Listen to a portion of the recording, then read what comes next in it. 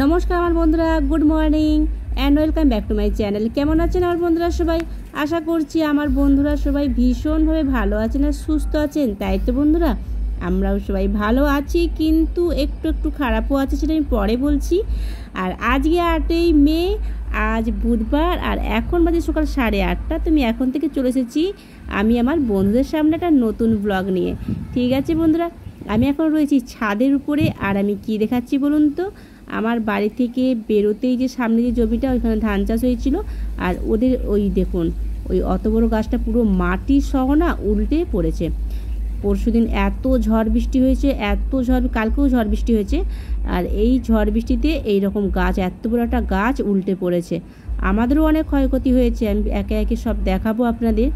আর এই গাছটার কথা আমি ভাবছি যে এত বড় গাছটা কি করে উল্টে গেল, মানে গোড়াতে এতটুকু মাটি ছিল না মনে হয়, বুঝেছেন। আর আমি দেখাই এখন আমাদের গাছের অবস্থা, দেখুন, দেখেছেন, দেখুন গাছে আম সব ঝরে পুরো গাছ পুরো ফাঁকা হয়ে গেছে, আম আর নেই, একদম নেই, বুঝেছেন। চলুন দেখাচ্ছি আম কোথায় আছে, চলুন। এই দেখুন, গাছ পুরো ফাঁকা হয়ে গেছে, আম নেই গাছেতে। দেখে মায়া হচ্ছে, কষ্ট হচ্ছে। আর এখানে ঝোড়া ঝোড়া আম দেখেও আনন্দ হচ্ছে না, কষ্ট হচ্ছে। এগুলো তো এখন পড়ার কথা নয়, এত ঝড় বৃষ্টিতে পড়ে গিয়ে কি অবস্থা। আর শুধু এখন এইটুকু শুধু বিপদ নয়, এখনও আছে, সময় বড্ড খারাপ চলছে। এখনও কি কি ক্ষয়ক্ষতি হয়েছে আমি দেখাচ্ছি একে একে সব, বুঝেছেন। দেখুন কি অবস্থা, আরও আছে, দেখাচ্ছি। দাঁড়ান, আগে লাইটটা জ্বালি, লাইটটা অফ করা আছে। এটা ফ্রিজটা দেখুন কি অবস্থা হয়েছে। কি অবস্থা হয়েছে বলতে, এটা কি আমি ঠিক বলতে পারছি না, কি কোনটা একটা চলে গেছে, ঠিক আছে, কি লোড, যেটা লোড নেয় ওটা নষ্ট হয়ে গেছে। আমি ঠিক বলতে পারছি না, আপনারা ভালো করে জানেন, আমি ঠিক বলতে পারছি না। যাই হোক, তো ওটা নষ্ট হয়ে গেছে, বাস্ট হয়ে গেছে, নষ্ট হয়ে গেছে, বাস্ট হয়ে গেছে। ওটা যে আমার যে ভাই যে কারেন্টের কাজ করে, সেই ভাই এসে এটা এই অবস্থা এখন ফ্রিজটা আছে, এটা ফ্রিজের পেছন দিক, এই অবস্থা এখন রেখে দিয়ে গেছে। ওটা আনতে দোকান থেকে নিয়ে এসে যে লাগাবে, তারপরে জানি না আরও কিছু হয়েছে কি না, বলতে পারছি না। সকাল থেকে এই সব চলছে। এই একটা তো প্রবলেম আমার বাড়িতে হয়েছে, প্রবলেম আছে। ফ্যানটাও চলে গেছে, ফ্যানটাও খুলে নিয়ে চলে গেছে ভাই। আর জানালাতে ওইরকম করে, এইগুলো আমার নাইটি, তো এরকম করে রাখা হয়েছে, কারণ এত বৃষ্টির জল ছিটকে এসে পুরো বিছানা ভিজে যায়। সেই জন্য এরকম করে এই ছেঁড়াছুরি দিয়ে এই জানালার সাইডগুলো এইভাবে দেওয়া থাকে, যাতে বৃষ্টিটা ভেতরে না এসে বিছানাটা না ভিজে, সেই জন্য, বুঝেছেন। এই হচ্ছে ব্যাপার। আমি দেখেছি আমার এখানে যখনই কোনো বাজ টাজ পড়ে না, আমার বাড়িতে বেশি অ্যাটাক করে। এর আগেও এরকম হয়েছে। ফ্রিজটা চেষ্টা করলো, আমার ভাই চেষ্টা করলো সারানোর জন্য, কিন্তু কিছুই হলো না। এই দেখুন না, কত মাছ, এখন আমাকে সব ভাজতে হবে। একদম কড়াতে বেশি করে তেল দিয়ে সমস্তটা মাছটাকে না একদম তেলে ছেঁকে আমাকে রাখতে হবে। এই রকম করে করে এই ভাজা মাছই প্রতিদিন একটু একটু করে রান্না করতে হবে। সত্যিকারের কী যে অবস্থা না। আগে কিন্তু মানুষ এরকমই করতো, তাই না? মাছ নিয়ে এসে প্রত্যেক দিন ভেজে ভেজে রাখতো যত্ন করে, তারপরে প্রতিদিন ওই ভাজা মাছই কিন্তু রান্না হতো। আমিও তাই করেছি, কিন্তু এখন না, ফ্রিজ মানে লোক বলে না অভ্যেসের দাস মানুষ, আমি হচ্ছে সেই অভ্যেসের দাস হয়ে গেছি।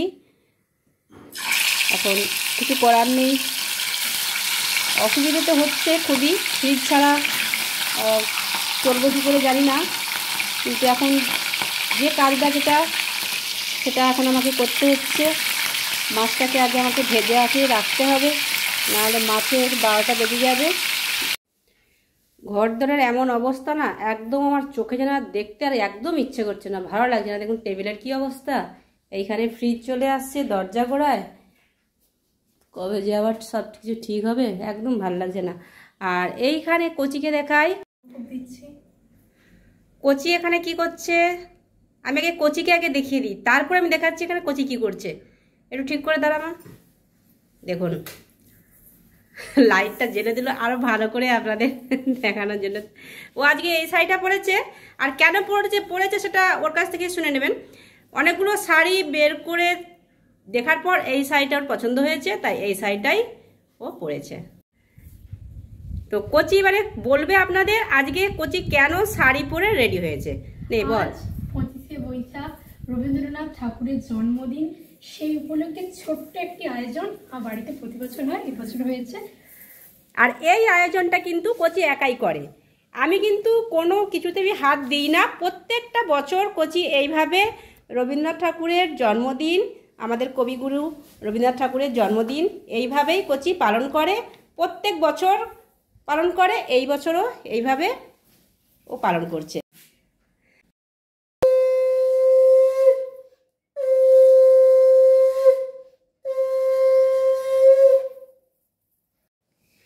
হয়ে গেল আমাদের কবিগুরু রবীন্দ্রনাথ ঠাকুরের জন্মদিন পালন করা হয়ে গেল। তো বন্ধুরা, আমি এখন কি রান্না করলাম সেটা আমি আপনাদের দেখিয়ে দিই। তো আমি এখন রান্না করলাম কুঁদরি ভাজা, এখানে রয়েছে পটল ছানা, ঠিক আছে, এটা ছানা দিয়ে করেছি। আর এই রেসিপিটা আমি আমার ব্লগে দিয়েছি, আবার দেখাবো আমি এরপরে যখন আবার রান্না করব আবার দেখাবো, ঠিক আছে। এটা ছানা দিয়ে হয়।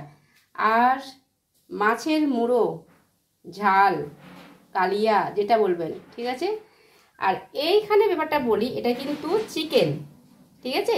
এই চিকেনটা কি হয়েছে, এটা না রান্না করা ছিল বলতে ঝোল ছিল, আর ফ্রিজে ছিল। তো ফ্রিজে তো এই অবস্থা, আর আমি বের করে না আর এই ঝোলটাকে আমি আর রাখিনি। কারণটা কি, কাল রাত থেকে না পুরো ফ্রিজ বন্ধ হয়েছিল, সেই জন্য কী করেছি, এরকম করে না ঝোলটাকে পুরো শুকিয়ে দিয়েছি, দিয়ে এরকম কষা কষা করে নিয়েছি। এই হচ্ছে আজকের আমাদের মেনু, রবীন্দ্রনাথ ঠাকুরের জন্মদিন উপলক্ষে আমাদের আজকের মেনু এই, ঠিক আছে। আর এখানে রয়েছে ভাত, এবারে খাওয়া হবে। খাওয়া দাওয়া করে নিই, তারপরে আমি আসছি আপনাদের সামনে। সেদিন যে আমি কতগুলো জিনিস কিনেছিলাম সেগুলো তো আমি আপনাদের দেখাইনি, একদিন দেখাবো বলেছিলাম, আজকে আমি দেখিয়ে দেবো, ঠিক আছে। তো খাওয়া দাওয়া করে তারপরে আমি দেখাচ্ছি আপনাদের আমি কি কি সেদিন কিনেছিলাম, ঠিক আছে। খাওয়া দাওয়া হয়ে গেছে, এখন বসে পড়েছি। আপনাদেরকে বললাম না যে সেই দিন আমি যে কেনাকাটা করেছিলাম, বাড়িতে বসে ওই যে একটা ফেরিওয়ালা এসেছিল, সেই ফেরিওয়ালার কাছ থেকে যে জিনিসগুলো আমি কিনেছিলাম, তো সেগুলো তো আমি আপনাদেরকে দেখাইনি, কারণ সেদিন আমি বলেছিলাম যে পরে একদিন দেখাবো। আজকে সেই দিনটা পেয়েছি, এরপরে আরও যদি আমি মনে করি যে পরে দেখাবো, তাহলে তো মাসের পর মাস চলে যাবে, আমিও ভুলে যাবো, আপনাদের দেখাতে পারবো না। আর আমি যে কবে কিনেছিলাম সেটাও যে আমি আপনাদের বলবো, আপনারাও ভুলে যাবেন যে বাবা মানু, আবার আমি যেদিন আবার দেখাবো আপনাদের পরে, তখন আপনারা হয়তো ভাববেন মানু এগুলো কবে কিনেছিল, কবে বলেছিল, তাই না। তো সেই জন্য আমি আর দেরি না করে আজকে আমি দিনটা আমি বের করেছি, আজকে আমি আপনাদের দেখাচ্ছি কি কিনেছিলাম। সেদিনে কিনেছিলাম বলতে আপনাদের তো দেখিয়েছিলাম কিছুটা, বেডশিট নিয়ে এসেছিল লোকটা, না বেডশিট নিয়ে আসে, তো বেডশিট আর কি নিয়ে এসেছিল সেটা আমি দেখাচ্ছি। তো এই জিনিসগুলো আমি নিয়েছি, পুরোটা খুলে তো আমি দেখাতে পারবো না, কারণ ক্যামেরায় অত বড় বড় ধরবে না, ঠিক আছে, তাই এইরকমভাবে দেখাচ্ছি। এগুলো কিন্তু বেডশিট আর পুরো কটনে। প্রিন্টটা বলুন তো কেমন হয়েছে, বিশাল বড়, কিন্তু বিশাল বড়, মানে আমার বাড়ির খাট কিন্তু খুব বড় বড়, ঠিক আছে, সাদা এরকম সব খাট, কিন্তু বেডশিটগুলো খুব বড়, খুবই সুন্দর। আমি আর কিন্তু বলছি না, খুবই সুন্দর। এই একটা কালার, ঠিক আছে, যেটা দেখছেন একই কালার, মানে বেশ বড়। আমি মেপে দেখেছিলাম, খাটের সাথে খাটে ফেলে আমি দেখেছিলাম, খুব সুন্দর, বুঝেছেন। কোনো পিলো কভার নেই কিন্তু, শুধুই বেডশিট। আর যে নিয়েছি, কি ভারী কি ভারী, কি বলুন তো, কার্পেট, বেশ বড় কার্পেটগুলো, না বেশ বড়। আমি একটু এরকম করে দেখাচ্ছি, আসছে, ঠিক আসছে। কচি ক্যামেরাটা ধরছে, ওই জন্য কচিকে বলছি ঠিক আসছে তো। এটা পুরোটা যদি খুলে আমি দেখাতে পারতাম আপনাদের আরো হয়তো ভালো হতো, কিন্তু এই মতন করে আমি দেখাচ্ছি। দেখুন, রেড কালারই, খুব সুন্দর লাগছে, ভালো লাগছে, পুরোটা আসছে। আর এই উল্টো দিকটা, এইটা উল্টো দিকটা এরকম হবেই, হ্যাঁ। কিন্তু আমার মনে হচ্ছে এই দিকের যে ফেব্রিকটা, বলছি এদিকে ক্যামেরা একটু নিয়ে দিই, এই দিকের যে ফেব্রিকটা, এটা কিন্তু মনে হচ্ছে পরের দিকে না নষ্ট হয়ে যেতে পারে, আমার মনে হচ্ছে। আমার এর আগে একটা কার্পেট আছে, সেটা কিন্তু এই রকম না, উল্টো দিকটা মানে এই রকম না, কিন্তু সেটা খুব সুন্দর, এত মোটা নয়, এটা প্রচুর মোটা, সেটা একটু পাতলা কিন্তু এত মোটা না, কিন্তু খুব সুন্দর। আমি ভাবছি এর উপরে না এটা তো এই কার্পেটের উল্টো দিক, এই দিকটা না ভাবছি আমি কোনোটা বেশ মোটা টাইপের কোনোটা শাড়ি টাড়ি দিয়ে না এইটাকে কাভার করে মানে সেলাই করে দেবো, তাহলে কি হবে এই কাপড়টা নষ্ট হবে না, তাই না? এরকম আমি একটা বুদ্ধি খাটিয়েছি, এরকম করে দেবো। আর মেশিন সেলাই তো দেওয়াই যাবে না, এত মোটা না, দেখে বুঝতে পারছেন? দেখুন একটু, বলছি ক্যামেরাটা ঠিক করে নিয়ে দিই একটু, দেখুন কিরকম মোটা, দেখুন। তাই মেশিন সেলাই দেওয়া যাবে না, এটাকে না হাত সেলাই দেবো আমি, হাত সেলাই। আর একই রকম দুটো নিয়েছি, দেখাচ্ছি। এই দেখুন, এই দুটো, এই একটা, এই দুটো একই রকম। আর খুলে দেখালাম না, দেখে বুঝতে পারছেন একই রকম, কালারও এক, আর ডিজাইনও এক, আর সাইজও এক, বুঝেছেন? একই রকম।